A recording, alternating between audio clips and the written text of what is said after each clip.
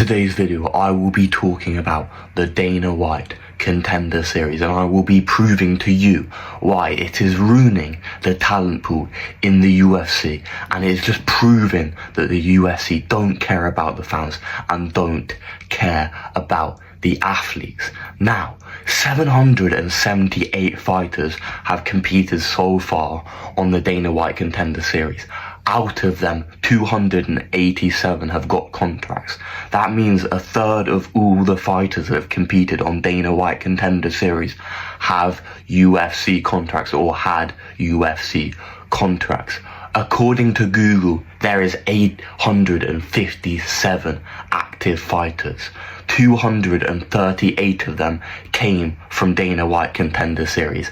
That means just under 40 of the Dana White Contender Series in over 8 years, only 40 Dana White Contender Series have left the UFC in 7 years. That means that Dana White Contender Series contractors take up 27% of the UFC roster. And guess how many champs they have had? 2 in Sean O'Malley and Jamal Hill, and neither of them have the belt anymore. So I've done some maths to prove to you, the watcher, the viewer, that Dana White Contender Series is not working.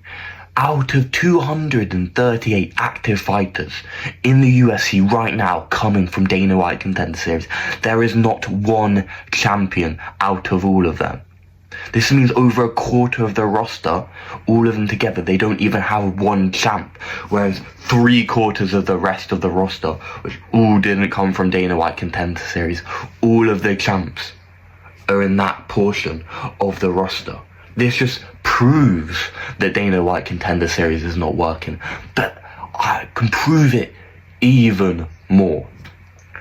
There are 619 fighters, active fighters, that didn't come from the Dana White Contender Series. This means that if you didn't come from the Dana White Contender Series, the chance of you becoming champ was 0.016%. And that might seem very, very small, which it is. It's a small chance. But compared to if you came from Dana White Contender Series, which usually if you come from Dana White Contender Series, you have some star power like Sean O'Malley, Jamal Hill. You get an easier path to the title. And even then, even with the easier path to the title, still the chance of becoming a champion from Dana White Contender Series is 0.0084%.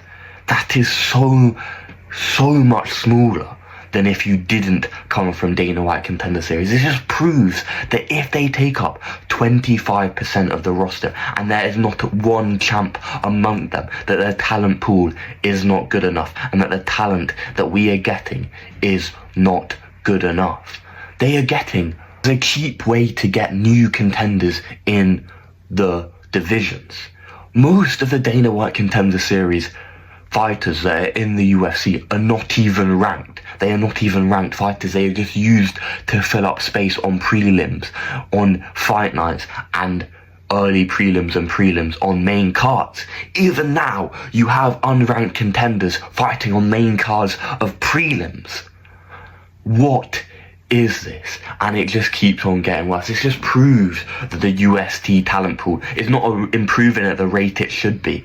If they went back to what they did before, which is going out scouting competition instead of trying to find the cheapest competition and talent possible, they should be scouting. Like in football, they haven't changed up their scouting process and they don't get all the best young footballers to play each other to see who are the greatest and then they give them the best contracts. No, because that's not how it works. They go out and they scout at their games. They look at who's good. There should be scouters at fights. There should be scouters at the regional scene looking out for contenders, looking out for prospects to give UFC contracts to.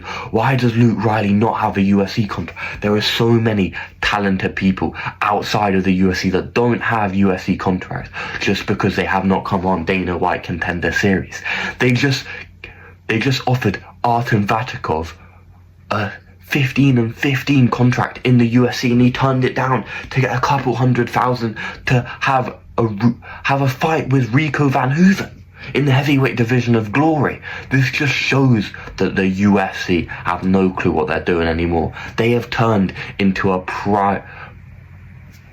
the UFC is turning more and more into a private equity business and just trying to get as much profits as possible for the least amount put in. They don't promote fights anymore. They don't spend any money promoting fights.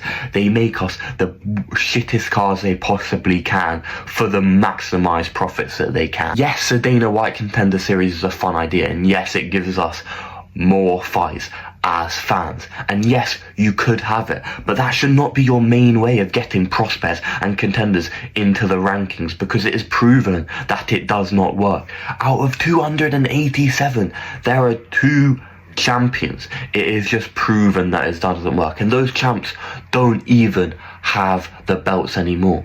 It is just clear that the UFC doesn't care about promoting, doesn't care about finding good talent, and doesn't care about putting on good cards for the fans.